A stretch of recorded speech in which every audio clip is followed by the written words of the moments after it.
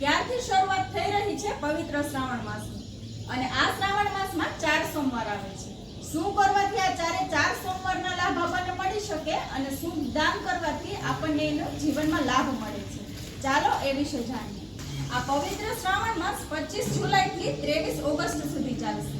આ શ્રાવણ માસનો સમયગાળો 30 દિવસનો રહેશે અને આ 30 દિવસના 4 સોમવારમાં આપણે શું કરવાથી આપણા જીવનમાં ફરક પડી શકે છે, ચાલો એ વિશે જાણીએ। પ્રથમ સોમવાર તારીખ 28/7/2025 ના દિવસે છે। આ દિવસે શિવજી ઉપર દૂધનો અભિષેક કરવાથી નવગ્રહ રાજી થાય છે। શ્રાવણ માસનો બીજો સોમવાર તારીખ 4/8/2025 ના દિવસે છે।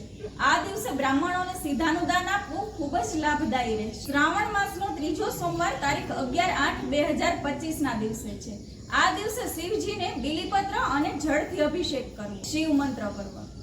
શ્રાવણ માસનો ચોથો સોમવાર તારીખ 18/8/2025 ના દિવસે છે। આ દિવસે તમે કોઈ ગરીબને અન્નદાન કરો છો કે કાચું સીધું લઈને એની જરૂરિયાત મુજબ તમે દાન કરો છો તો ખૂબ જ તમને ફળદાયી સાબિત થશે અને આ આખા મહિનાનું પુણ્ય તમને પ્રાપ્ત થશે। હર હર મહાદેવ।